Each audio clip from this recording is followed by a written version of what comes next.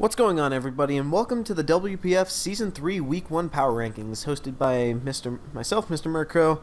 And so, just as a little overview this week, honestly, this week was not the best week for the viewers' sake. There was a lot of misplays, there was some poor planning all around, and there was a fair bit of hacks. So overall, really not that fantastic of a week, but there were some gems here and there within it, and I'm going to be going over that. And also, this week I'm only going to be ranking from number 14 to number 1, because Vito had to forfeit to Ioku, and because the fact that they have not played a game, I cannot rank them, so they will be unranked for this. But if you wanted to keep it on your scorecard, you could keep Vito as 16 and Ioku as 15, but they just don't count because they did not play.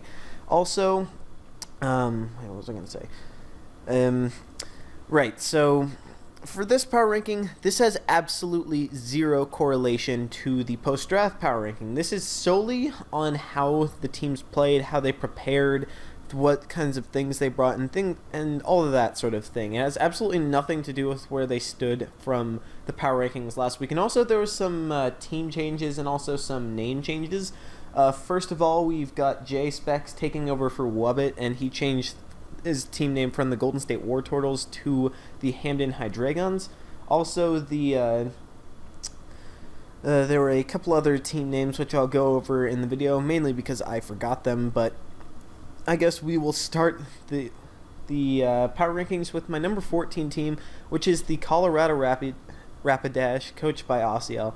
So why is he at number 14? Well, he lost 4-0, which is fine, and there was worse losses, but I just felt like he didn't really do all that much good in this game. He definitely made a lot of weird plays. One of the biggest red flags was turn 1. It was his Mega Pinsir versus a Galvantula, which is obviously focus sashed, and he sets up the Swords Dance. Why? Why on earth would you set up a Swords Dance against a Pokemon that is obviously focus sashed, it outspeeds you, and it has the ability to kill you in one hit with a Thunder? While he didn't actually kill him as he went for the Volt Switch on the following turn, as Pinsir also quick attacked, it took the Pinsir to a very low state of health, and then it did nothing for the rest of the game, and that was his best way to break through the insane bulk on Ryan's team. So it just was not a very good showing. There was also some weird plays, like switching a Primeape directly into a Cresselia, which could have done work since it got the Defiant boost under Sticky Web, and also his Dugtrio versus Ryan's Arcanine, and he clicked Rock Slide instead of Earthquake, whereas Rock Slide did not kill where Earthquake would have. So those definitely were some weird plays, and I oh my god, I just was not impressed by what the Rapidash brought to the table this week. So hopefully he can pick it up, but it just was nothing special, and it was just sloppy. So we're going to move on to number 13, which is the Hamden Hydreigons, which is coached by the newest addition to the league, Jay Specs, and he played Dolphin, and he lost 0-5, and that's pretty ugly, but I did see some little shining bits in the rubble here. One thing was that he led with a Magic Coat Alakazam, which was designed to beat Dolphin's lead Smeargle, and he did exactly that, which was really cool to see. And also, he had a lot of things going not in his favor. He got very unlucky through the entire match, and basically he did not have anything to take on Togekiss because everything got flinched, and his only real answer to Togekiss being a Choice Scarf Kyurem got a low roll on a Fusion Bolt aimed at Volcarona, which failed to kill it, and then Kyurem died to a Fire Blast after that. So it was definitely a mistake for him sacking off his Kyurem to the Volcarona when it had a chance of not dying, because Kyurem was obviously his only answer to Togekiss, and from that point Togekiss just ate his entire team up by spamming Thunder Wave and Air Slash all over the place. So it was just kind of poor planning. He just didn't have enough for Togekiss, and his one thing he did have for it, which was still a little shaky in my opinion. I don't believe that Kyurem is an amazing answer to Thunder Wave Togekiss because it can get Thunder Waved and roosted on and air slashed around and all that good stuff. But he had some cool things going on, but just he didn't have enough for Togekiss, and it was just poor planning. So we're going to move on to number 12, which is the Brighton Bronzors, coached by Draco, and he lost this game 0-4 to the Dallas Staryu, and really I just didn't see too much substantial play from him. He just kind of played. I didn't really see any outrageous predictions or anything like that. He just kind of played safe, played middle groundy. I did see some cool innovation. I saw a Gunk Shot Mew, which was nice to see. And there's not much to say about this because not much happened for him in the game. He just kind of played and he just kind of lost. Of course, his opponent did have some fantastic innovation on his side that just, I'm guessing, threw him for it threw Draco for a loop, but he just really didn't do anything special in this, and it seemed like he was just kind of, he wasn't making plays really. He was clicking buttons. He was making the safe middle ground kind of things instead of trying to be aggressive and take back the game from Espelancer, who had a very good matchup in this one. So yeah, just not really much to say about that one. I'm going to move on to the number 11, which is the Houston Dynamo, and this game was a 2-0 loss against the Olympus Lucarios, and this was a weird game, and I'll go over some of the weirdness when I talk about Justified, coach of the Lucarios, later on, but he was very unfortunate in this game. First of all, his win condition got hacked, and that was a Calm Minding Raikou, and the opposing Latias got a special defense drop on the Psychic, which mattered because that made Psychic a 2-hit KO on the Raikou, and Raikou was not able to dent through his opponent's team, which was a real shame because it would have done a lot of work. Also, he made some really nice plays with Hariyama, and he was also very, very innovative. He had a Volbeat set, which was just really cool. A Lagging Tail Trick set with Light Screen, Roost, and Bug Bite. It walled Nidoking and it walled Latias, which was incredible. I love that kind of innovation. He also had a Fire Blast Licky Licky, which I thought was pretty cool since you don't think of Licky Licky being a special attacker, but he just wasn't able to pull through. I definitely think the hacks got to him in this, and it was just really overall an unfortunate loss for him because I definitely think he could have won it had it been just a clean game. But I really did like what he brought to the table, and I think that the Dynamo will do well in the following weeks if they keep the same innovation and they keep playing well, as long as they don't get hacks, of course.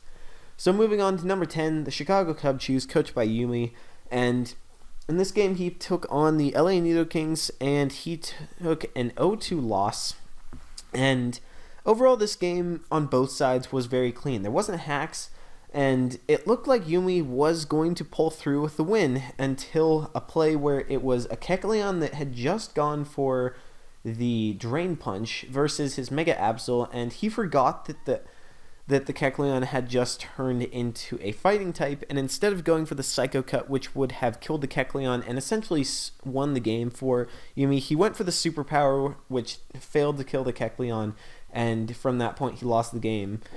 But aside from that choke, he played very well, but definitely the reason why he's down here and why he lost was because he choked. But he did have some cool innovation. HP Fighting Defensive Crobat was his way of dealing with the Bisharp, which was very cool to see, and Crobat overall did a nice amount of work, and it was just a pretty decent showing from him, but he definitely did make a huge misplay in not recognizing Kecleon's change in typing.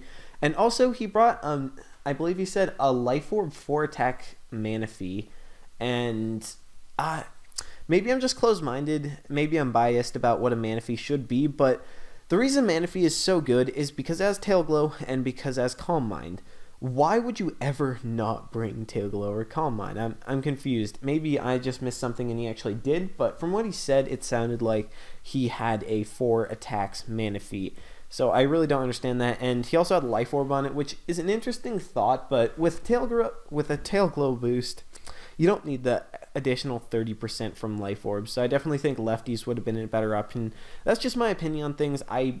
I'm biased because I think setup Manaphy is an incredible Pokemon, and it's the set. You should always bring that or some sort of defensive Rain Dance set. But an offensive set without Tail Glow is just really odd in my opinion, and it would have done a lot of work breaking down JJ's team.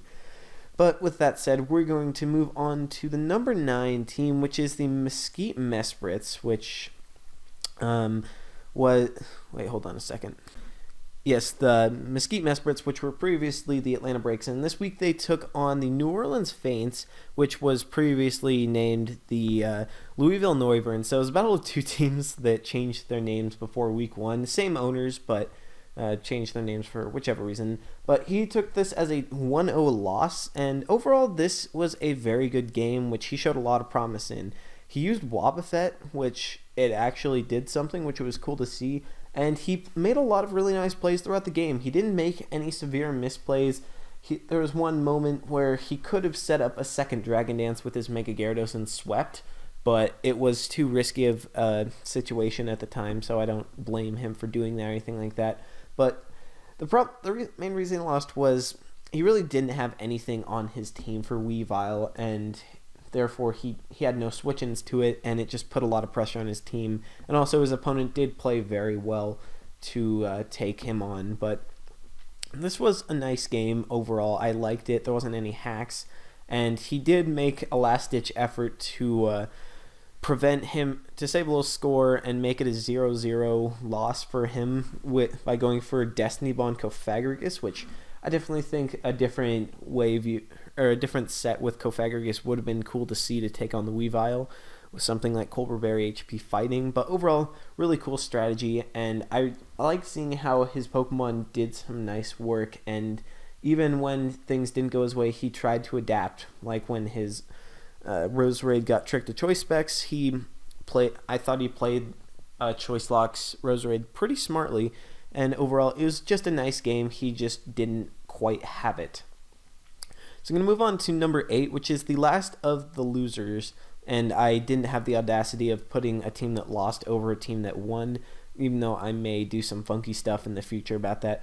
But basically, in my opinion, the best loser of them all was the Gateway Gardevoirs, coached by Carlos, and this loss for him pained me because he played amazingly through this entire match. He really did, and the main reason he lost was because the opponent's Cloud Envy's Levani crit his Metagross with a knockoff, and that was a huge turning point to the game because Levani was a humongous threat to his team, and also having Metagross around and alive to check Cloud Envy's Sylveon would have been huge.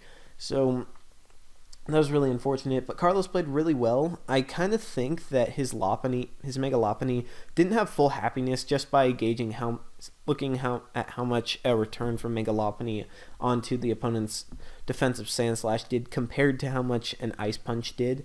So I kind of think that he screwed up on the happiness because the return didn't do as much as it should have, but I don't think it played a major role. And he also did have some other unfortunate cases where I believe Choice Banded Aerodactyl missed a Stone Edge on... His Banded Aerodactyl missed a Stone Edge on the Slowking switch, which forced his Aerodactyl to die before it was able to kill the Slowking, which was a shame, and I'm just going to plug in my computer because we are professional around here. So I really liked what Carlos did, and I really am sad with how this ended. At the end, he did try and go on the prayer that his Azumarill would be able to recover enough from Citrus Berry after a Hyper Voice from Sylveon so that it could set up a Belly Drum and get off a last-ditch effort sweep, but it was not the case as his Azumarill just missed being at 50%, so it wasn't able to get the Belly Drum off. But Carlos played really well, and I definitely think the hacks played a huge role into how this game turned out, and I definitely think that he should have won this game. But we're going to move on to the number 7, and we're going to go into the teams that all won their games. And starting at number 7 is the Olympus Lucarios, and I mentioned earlier how I was going to rant or something like that, and I really didn't like how Justified won this game, it was nothing special in the slightest, and he just didn't do anything substantial to win this game. He just had the team matchup, he had good Pokemon, and he just used those good Pokemon to win. I just really didn't feel like he made any incredible plays, and I just didn't really like that. He won 2-0, but I was just not impressed by the win. It was just kind of there. It was kind of how I said some people just kind of lost without doing anything special. He won without doing anything special, and this is probably sounding really harsh being that he still won. I just did not like the way he went around this. And one thing is, he got pretty lucky against the opponent's win condition. Like I said earlier, his Latias used Psychic and got a special defense drop on the opponent's Calm Mind Raikou, which would have done a ton of work against his team, and that forced him, or that enabled Justified to get rid of the Raikou and the biggest threat to his team, it looked like. And my biggest gripe was, there was a series of plays. For about 20 turns, it was a Volbeat versus a Latias, and nothing happened in that sequence. All it was Volbeat going for a mix of Light Screen, Roost, and Bug Bite, and the Latias continually spamming Dragon Pulse, Psychic, and Recover. Now, why do I have a gripe with this? Well, first of all, absolutely nothing came of it. And the second thing is, Justified had a Mega Scizor, and it was well clear what the Volbeat set was, and nothing on that set that Volbeat had could do diddly jack shit to Mega Scizor, and I have absolutely no clue whatsoever why he never switched Scizor in to the Volbeat, because basically what happened in this sequence was, it was at least 20 turns of just Latias and Volbeat staying healthy and clicking moves and then recovering, and just nothing happened out of it. And I have no idea why Justified never did anything about it, because he had the option, the easy option, to just go into his Mega Scizor and deal with the Volbeat very, very easily, but he didn't, and I don't understand it. He could have saved differential that way, and I just really didn't understand why he did it. So I don't like how he won it all, and this is probably going to sound very ranty because it is, but come on, man, don't do that. I don't understand why that was necessary at all, and it was just a pain for the viewer to watch 20 turns of a Latias doing nothing to a Volbeat that was doing nothing as well.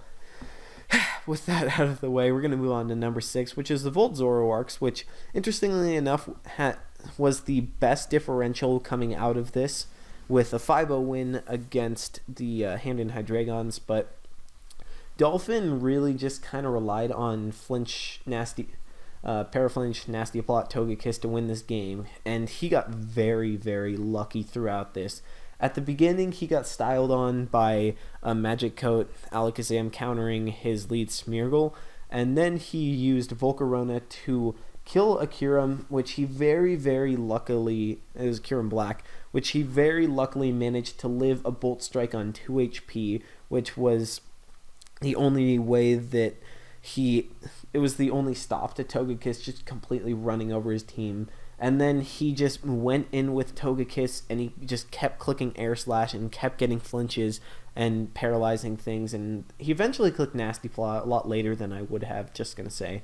But it really wasn't that impressive of a win. He just went in with Togekiss. He knew that his team had nothing for Togekiss once the Kyurem died, and he won with it. There's nothing wrong with that. It just wasn't flashy. He didn't make any really good plays. He just did the thing that he knew was going to win, and he did that, which I can respect, but it's not going to gain you much leeway on the power rankings, and the only reason he's not the lowest of the teams that won is because I have more issues with how Justified went around with it. But that's just my opinion, and I'm salty about watching that game, to be honest. Anyways, we're going to move on to number 5 now, and this is the Jersey Dwebbles, coached by Cloud Envy, and he took a 2-0 win, and he played this well by the books.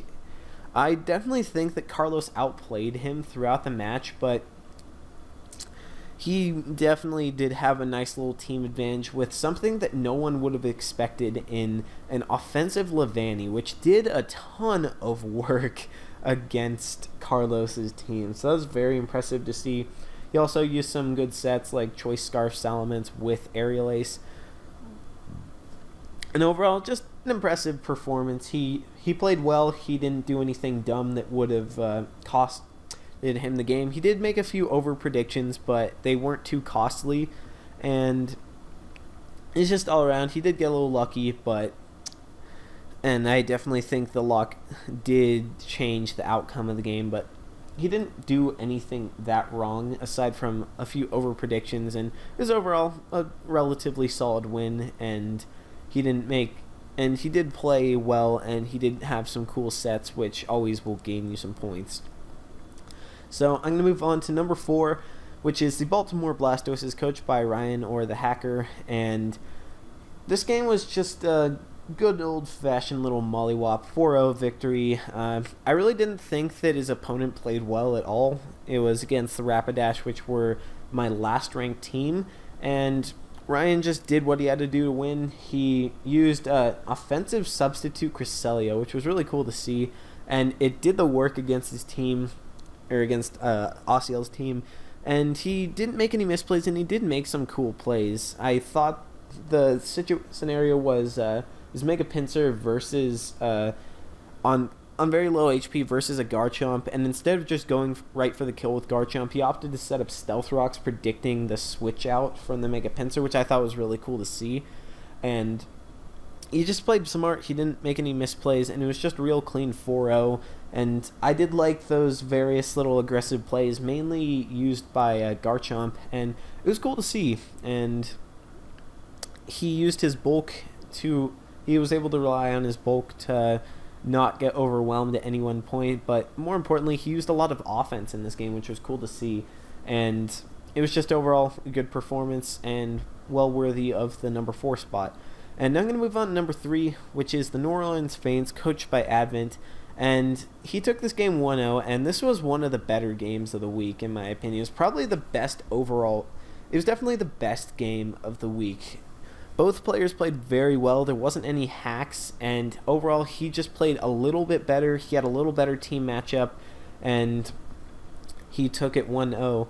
And he just made nice predictions the whole game, I thought, and he was able to play around huge threats, the huge threat in Mega Gyarados, and he was also able to play around Destiny Bond Cofagrigus at the very end of the game with his Weavile. So I liked how this game went. He played it smart. It was a close game. It was a really good game, definitely the best game of the week, and I just thought a great game like that is worthy of the number 3 spot. And next I'm going to go on to number 2, which is JJ and the LA Nidokings. And JJ is a very good player. I've known him. He's the only player from outside of the league that I know. And he made good plays this entire game, and he also had a really nice innovation in the works of a Destiny Bond Houndoom, which was tailored to take care of the Goodra. I really thought that was cool. After that, he used Kecleon really well and was able to net 3 kills with it. And just overall, JJ played really well this week and was able to nab it 2-0. This might be a little subjective since his opponent did choke away the game, so I might be a little too generous with JJ, but I thought he played well the entire game. He never slipped up, and he was definitely deserving of the victory. And now I'm going to move on to the number 1 team, which should be obvious by now, and that is the Dallas Staryu, coached by Espelancer, who took a 4-0 victory versus the Brighton Bronzors. And I really enjoyed seeing how Espelancer took this game. The innovation he used was fantastic, and he played pretty much impeccably. This was just great. He used Banded Ferrothorn plus Trick Room, specially defensive Mega Gardevoir, and it worked beautifully. Banded Ferrothorn at the end of the game was able to clean through his team, and Mega Gardevoir, it did the thing. It took a hit from Charizard, it set up the Trick Room, and then it killed the Charizard. Well, it was Charizard Y, by the way. and which was a humongous threat. And overall, he just played really nice and netted a big 4-0 win. And I just liked how I really loved the innovation he had. Choice Band Ferrothorn. Who would think of that? That was awesome. And Trick Room Gardevoir to boot. That I just really liked how he went around this. And it was just cool to see. So that's it for this week. A little shorter because I had 2 less teams to talk about. And I just don't have that much material to go off of with one game. But I hope you guys enjoyed this. If you did, drop a like and a comment. And I will see you next week with the Week 2 Power Rankings. So take care, and I'll see you later. Bye.